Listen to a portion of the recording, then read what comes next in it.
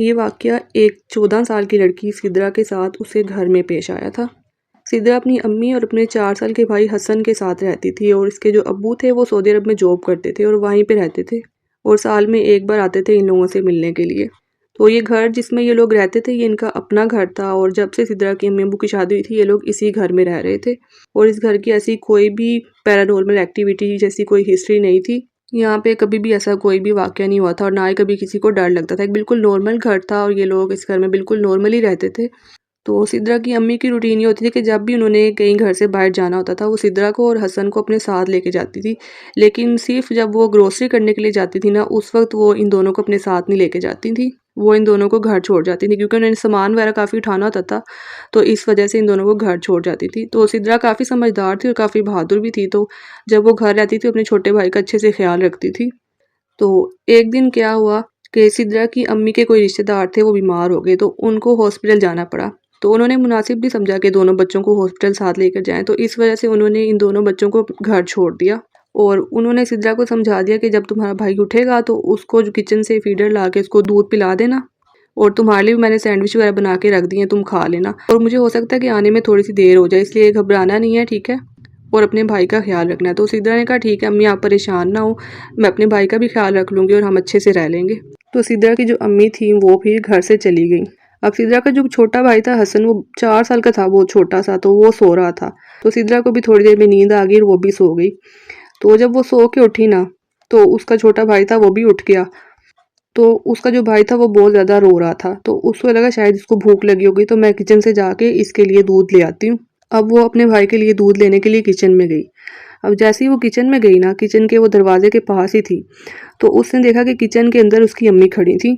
अब वो एकदम से देख के हैरान हो गई कि मेरी अम्मी ने तो कहा था कि वो लेट आएँगी और वो घर वापस भी आ गई हैं और वो रूम में भी नहीं आई हमें देखने के लिए और सीधा किचन में आ गई हैं।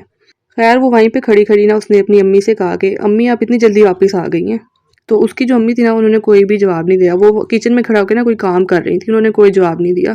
तो सिद्रा ने दोबारा पूछा उनसे तो उन्होंने फिर से कोई जवाब नहीं दिया। तो सिद्रा ने देखा कि वो ना उसके छोटे भाई का जो फीडर है ना उसके अंदर कुछ डाल रही हैं। तो सिद्रा ने उनसे कहा कि अम्मी आप तो हसन का फीडर बना के गई थी, अब दोबारा क्या कर रही हैं? तो उसकी अम्मी जो है ना वो एकदम से पीछे पलटी और सिद्रा की तरफ देखने लगी। अब जब वो सिद्रा की तरफ देख रही थी ना, सिद्रा ने नोट किया कि उनका चेहरा बहुत अजीब सा लग रहा था और वो बहुत गुस्से में लग रही थी। उनकी जो आंखें हैं वो बहुत ज़्यादा बड़ी-बड़ी लग रही थी और नाक बहुत छोटी लग रही थी। उनका चेहरा बहुत अजीब था। वो सिद्रा को अपनी अम्मी लग ही नहीं रही थी, मतलब बहुत खौफनाक सा उनका चेहरा लग रहा था और वो इतने गुस्से से सिद्रा को घूर-घूर के देख रही थी और उसकी किसी भी बात का कोई भी जवाब नहीं दे रही थी। अब सिद्रा अपनी अम्मी को इस तरह से देख के बहुत ज़्यादा डर गई। तो उसने उनसे पूछा कि अम्मी आप ठीक तो हैं? आपको क्या हुआ? आप इतने गुस्से में क्यों हैं? और आपका चेहरा इतना अजीब-सा क्यों लग रहा है? तो उन्होंने फिर से कोई जवाब नहीं दिया। तो उनके हाथ में सिद्रा का जो भाई था हसन उसका फीडर था और उसके अंदर उसने कुछ लिक्विड सा डाला हुआ था। अब वो जो जो औरत थी वो उस लिक्विड को इतनी ज़ोर-ज़ोर से हिलाने लगी ना वहाँ पे खड़ी होकर, इतनी ज़ोर से हिला रही थी कि वो जितना भी उसके अंदर लिक्विड है ना वो सारा निकल के बाहर गिरना शुरू हो गया और सिद्रा को वो खड़े होकर घूर-घूर के देखी जा रही थी बस। अब ये सारा सीन देख के सिद्रा बहुत ज़्यादा डर गई। वो फ़ौरन भाग के गई अपने रूम में, उससे अपने छोटे भाई को लिया और घर से बाहर निकल गई। वो भागती हुई अपने जो नेबर्स थे उनके घर चली गई। तो उनके नेबर्स ने जब दरवाज़ा खोला देखा सिद्रा को, सिद्रा बहुत ज़्यादा घबराई हुई थी, वो उसको अंदर ले गए। तो सिद्रा ने उनको जाके बस थोड़ा-सा कुछ बताया, ज़्यादा नहीं बताया और उनसे कहा कि मैं जो है ना अपनी अम्मी को फ़ोन करना चाहती हूँ। उन्होंने कहा ठीक है अपनी अम्मी को फ़ोन कर लो। तो सिद्रा ने अपनी अम्मी को फ़ोन किया, तो जब उन्होंने फ़ोन उठाया तो सिद्रा ने उनसे पूछा कि अम्मी आप घर आई हैं? तो उन्होंने कहा नहीं मैं तो अभी हॉस्पिटल में ही हूँ। तो सिद्रा ने कहा कि हमारे घर में कोई है, वो कोई चुड़ैल है वो जो आपकी शक्ल में आई है और वो बहुत अजीब-अजीब हरकतें कर रही हैं, आप बस जल्दी से आ जाएँ। तो उसकी अम्मी ने उसको कहा ठीक है तुम लोग आंटी के घर ही रहो, मैं अभी आती हूँ। तो उसकी अम्मी ने कहा कि ठीक है जब तक मैं घर वापस ना आऊँ तुम लोग वही आंटी के घर रहना और घर वापस ना आ जाना। तो फिर थोड़ी देर के बाद सिद्रा की अम्मी जो है वो घर आ गई और सिद्रा को, उसके भाई को और जो नेबर वाली आंटी थी उनको भी साथ लेकर अपने घर आई। अब जैसे ही ये लोग घर के अंदर एंटर हुए, इन्होंने घर का दरवाज़ा खोला तो पूरे घर के अंदर बहुत ज़्यादा अजीब सी स्मेल फैली हुई थी। अब ये लोग पूरे घर को अच्छी तरह चेक करने लगे कि घर के अंदर हो सकता है कोई चोर वगैरह हो। सिद्रा को ऐसे ही गलतफहमी हुई हो कि वो कोई जिन या चुड़ैल है, तो उन्होंने अच्छी तरीके से पूरा घर चेक किया। हर चीज़ अपनी जगह पे थी, कोई भी चीज़ गायब नहीं थी।